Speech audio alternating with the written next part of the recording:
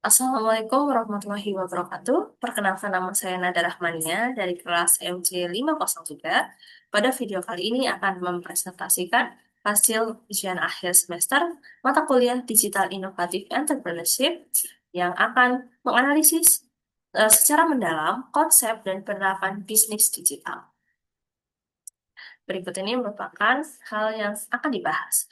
Yang pertama, mengenai pengertian bisnis digital dan perbedaannya dengan bisnis konvensional.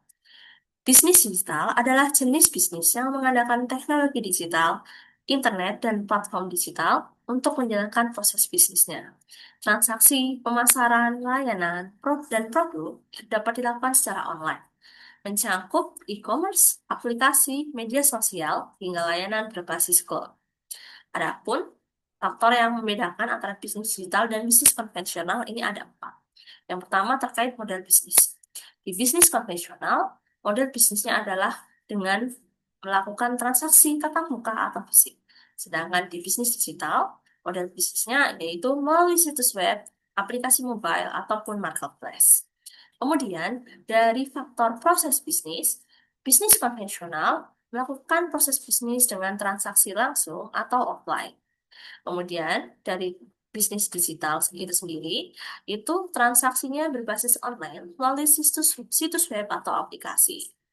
Kemudian faktor pemasaran dan juga branding. Perbedaannya untuk bisnis konvensional menggunakan metode tradisional, yaitu menggunakan metode melalui televisi maupun radio. Sedangkan untuk bisnis digital, ini menggunakan berbagai metode seperti CEO, CEM, dan media sosial untuk menjangkau konsumen lebih luas. Dan yang terakhir, faktor dari jangkauan pasar. Nah, untuk bisnis konvensional itu sendiri terbatas lokasi geografis. Karena hal tersebut mencakup hanya di lokasi bisnis tersebut didirikan atau toko bisnis tersebut ada. Sedangkan untuk bisnis digital, ini dapat mengekspansi pasar global tanpa hambatan fisik apapun. Nah, selanjutnya untuk jenis-jenis bisnis digital. Ada tiga jenis. Yang pertama, bisnis digital dari bisnis non-digital.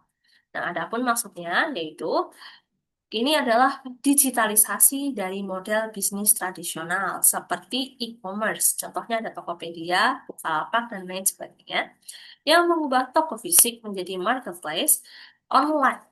Nah, contoh lainnya adalah bank digital. Nah, bank digital seperti Bank BCA, Bank Mandiri, itu menyediakan layanan perbankan secara online.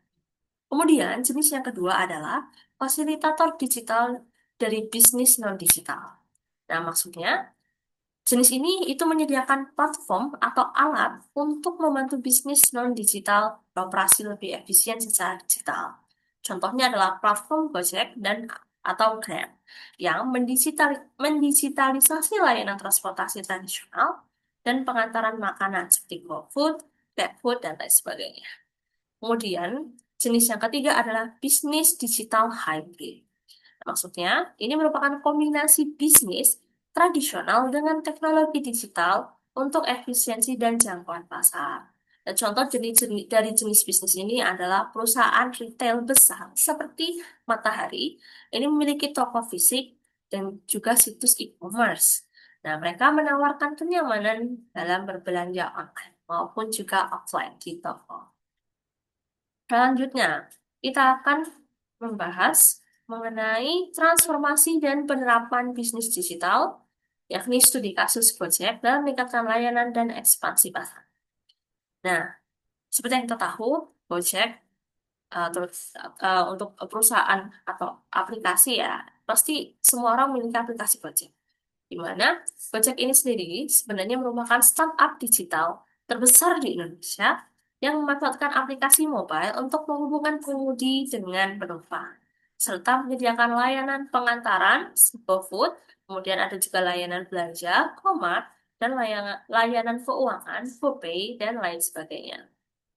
Nah, untuk jenis bisnis digital dari Gojek ini sendiri adalah contoh dari bisnis digital hybrid, yaitu menggabungkan layanan berbasis aplikasi dengan infrastruktur fisik, pengemudi dan juga restoran. Ini khusus untuk Gojek, kemudian GoFood. Nah, Gojek ini berinteraksi langsung dengan elemen fisik sambil memanfaatkan teknologi digital. Selanjutnya, keunggulan bisnis digital Gojek. Yang pertama, pasar tanpa batas. Nah, Gojek ini sendiri tidak terbatas geografis. Di seluruh kota pasti ada Gojek ya. Gojek bisa menjangkau seluruh kota di Indonesia. Sehingga memungkinkan Gojek untuk melakukan ekspansi ke seluruh Indonesia, bahkan ke negara lain seperti di Vietnam dan juga Thailand.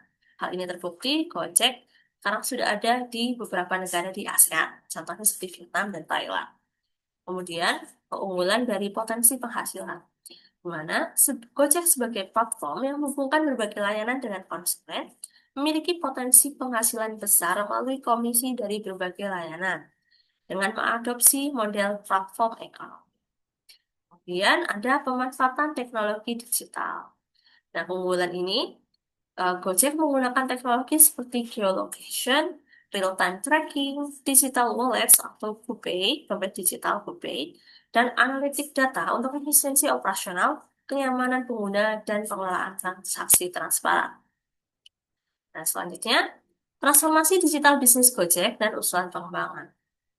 Nah, dari transformasi digital bisnis Gojek, Gojek itu telah mengubah cara layanan tradisional dari layanan transportasi seperti ojek pepang, kemudian pengantaran delivery biasa, dan keuangan, itu telah mereka lakukan, mengubah cara layanan tradisional.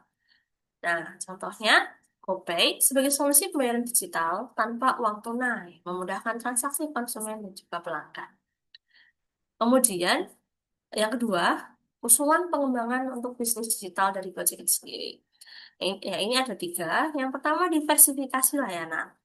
Ini Gojek dapat mengembangkan layanan berbasis AI atau asisten virtual, atau bisa juga memperluas ekosistem sektor kesehatan atau pendidikan. Kemudian dapat melakukan personalisasi layanan, di mana Gojek memanfaatkan data dan juga AI untuk rekomendasi layanan yang lebih relevan berdasarkan preferensi pengguna. Dan yang terakhir, ekspansi pasar global. Nah, kalau bisa, Gojek memperkuat posisi di pasar internasional dengan adaptasi model bisnis sesuai dengan kebutuhan lokal dan juga kemitraan strategis. Baik, kesimpulan dari penjelasan di awal tadi, itu bisnis digital bukan sekedar tren, melainkan transformasi yang menciptakan peluang baru, efisiensi operasional, dan potensi pasar yang luas. Gojek sendiri sebagai perusahaan digital hybrid berhasil memanfaatkan teknologi untuk mengubah cara bisnis dilakukan. Nah, untuk keunggulan Gojek, yaitu mereka memiliki kemampuan menciptakan pasar tanpa batas, meningkatkan potensi pendapatan, dan memanfaatkan teknologi untuk keamanan pengguna. Dan untuk strategi masa depan yang dapat dilakukan, yaitu diversifikasi layanan dan ekspansi internasional adalah kunci untuk mempertahankan pertumbuhan berkelanjutan. Baik, sekian penjelasan dari saya mengenai hasil jawaban ujian akhir semester mata kuliah Digital Inovatif Entrepreneurship. Mohon maaf apabila terdapat kesalahan dalam menyampaikan jawaban. Akhir kata, saya minta maaf. Wassalamualaikum warahmatullahi wabarakatuh.